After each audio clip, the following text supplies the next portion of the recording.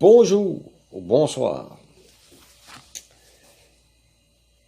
J'aimerais vous parler un petit peu de Maurice Duplessis. Ça fait un peu bizarre de parler de Maurice Duplessis en 2020.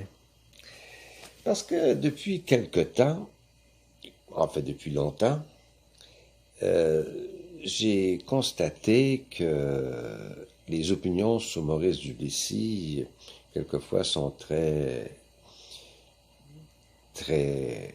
dures. Et puis, en fait, sur son régime aussi.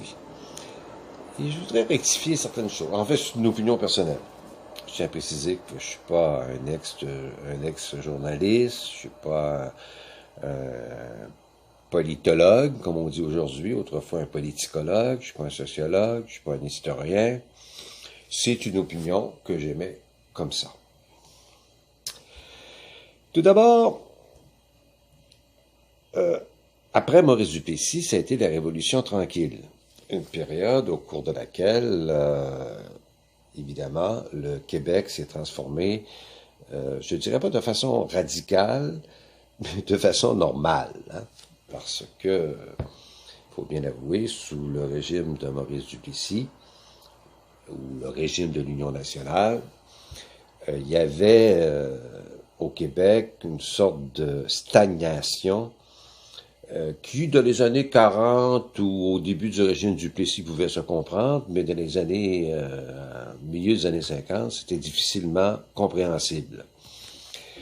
Quoique Maurice Duplessis, des années 50, il n'a pas eu le choix de construire des hôpitaux, puis construire des écoles, parce que c'était le bébé-boom de l'après-guerre, et qu'il fallait des endroits pour placer les étudiants et les étudiantes, comme on disait à l'époque, les élèves.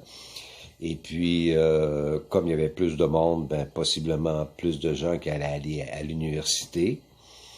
Même si l'université de l'époque, c'était pas tellement populaire, mais quand même, il y avait plus de monde, donc un risque d'avoir plus d'individus qui se rendent à l'université. Donc, il a fait ce qu'il devait faire.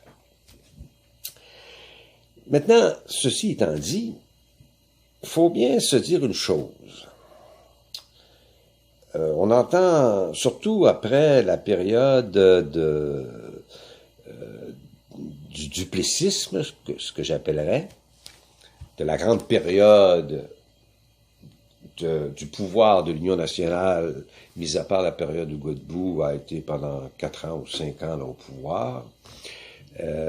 Dans cette période où l'Union nationale a été au pouvoir, en fait, de 1936 à 1959, avec un répit là, pour l'Union nationale, puisque ce sont les libéraux qui ont pris le pouvoir pendant 4 ans ou 5 ans. Il faut dire que comment je pourrais dire, c'est que le système de l'Union nationale était un système que je qualifierais de très corrompu et de très contrôlant. Donc, l'Union nationale. Je viens de vous dire que c'était corrompu. C'est un euphémisme. Un euphémisme, pour ceux qui ne le sauraient pas, c'est un mot doux pour décrire une situation plus dure. On fait des choses simples. Donc, Maurice Duplessis a établi son fameux 10% des contrats. Il n'y avait pas d'appel d'offres. Tu avais un contrat du gouvernement. Tu donnais 10% à la caisse électorale du parti, blablabla. Bon, je pense que pas mal tout le monde est au courant de la patente. Ceux qui ne sont pas au courant, ben, je vous en donne un petit résumé sommaire. Et puis, il n'y avait pas seulement la corruption là, du point de vue monétaire, il y avait la corruption aussi du point de vue des emplois. À l'époque, la Sûreté du Québec, ça n'existait pas. On appelait ça la police provinciale du Québec. La police provinciale du Québec. Puis si tu avais 22 ans, tu n'avais pas de job. Puis ton oncle, c'est un organisateur de Maurice Duplessis, ben il disait « Va voir Albert ». Puis lundi, si t'es chanceux, tu vas rentrer dans la police provinciale. Hein? Bon, c'est le même ça marchait. Je parle de la police, ça peut être d'autres choses, des fonctionnaires. Donc, ceci étant dit, corruption, corruption au point de vue case électorale, corruption point de vue des emplois. Si tu n'étais pas de l'Union nationale, tu étais fait à l'os. C'est à peu près ça.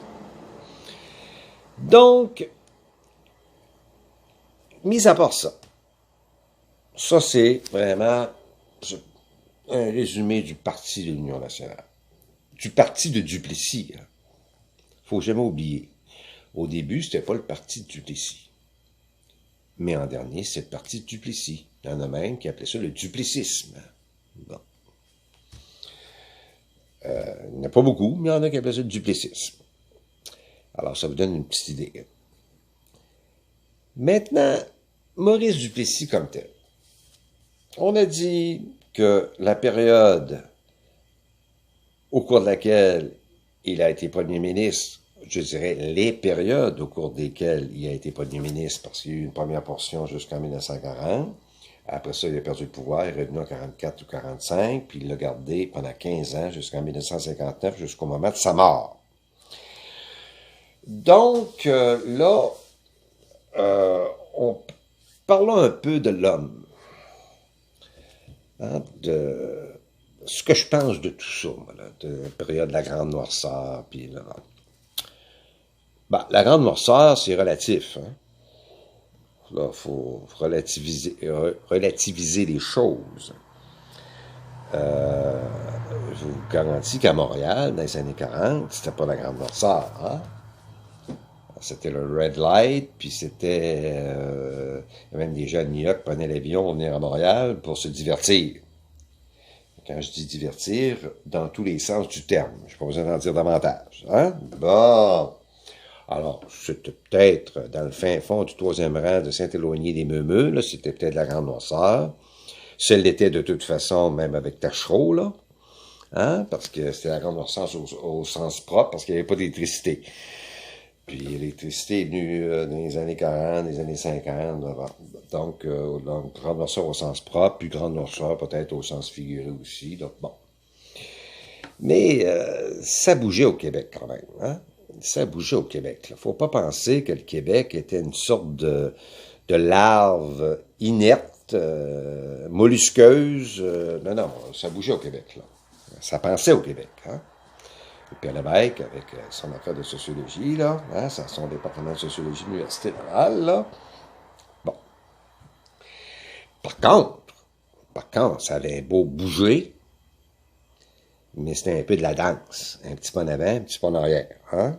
On s'entend là-dessus que c'était pas le marathon. Et pourquoi que c'était pas le marathon? Parce que Maurice Duplessis, tout au long de son règne, on peut pas appeler ça autrement, c'est un règne. Hein? Trouvez-moi un premier ministre au Québec qui est au pouvoir 15 ans, puis 4 ans avant, donc un total à peu près de 19 ans. Il n'y en a pas beaucoup. Hein? Il n'y en a pas beaucoup. Il y en a qui ont fait peut-être 10 ans, 12 ans, mais par période, comme Bourassa, il a peut-être fait 10 ans, là, mais par certaines... ou 12 ans, 13 ans, là, j'ai pas l'esprit assez alerte pour calculer tout ça, là, mais sur différentes périodes. Mais on peut dire que Duplessis, ça a été un règne. Puis ce règne, pourquoi qu'il a fonctionné? Mais il a fonctionné parce qu'il était lié à l'Église catholique. Je dis l'Église catholique parce que c'est très important. Quand je dis l'Église catholique, c'est parce que Duplessis prononçait souvent le mot catholique. Hein? Nous sommes des catholiques. Parce que pour Duplessis, être un bon Canadien français, c'était d'abord de parler français, ensuite d'être de religion catholique, et évidemment de voter Union nationale.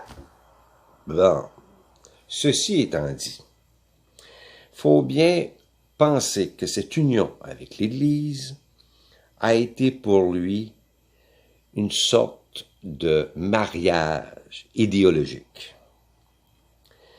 Pourquoi? Parce que l'Église, à l'époque, c'était l'autorité. Puis Maurice Duplessis, c'est le gars qui voulait faire fonctionner l'autorité. La preuve, il a été, en plus d'être premier ministre, il a été procureur général. Bon, ça à l'époque, ça équivalait probablement là, à ministre de la Justice, quelque chose du genre. Donc, quand tu veux garder le contrôle en tant que chef d'État de ton ministère de la Justice, c'est que tu veux l'ordre.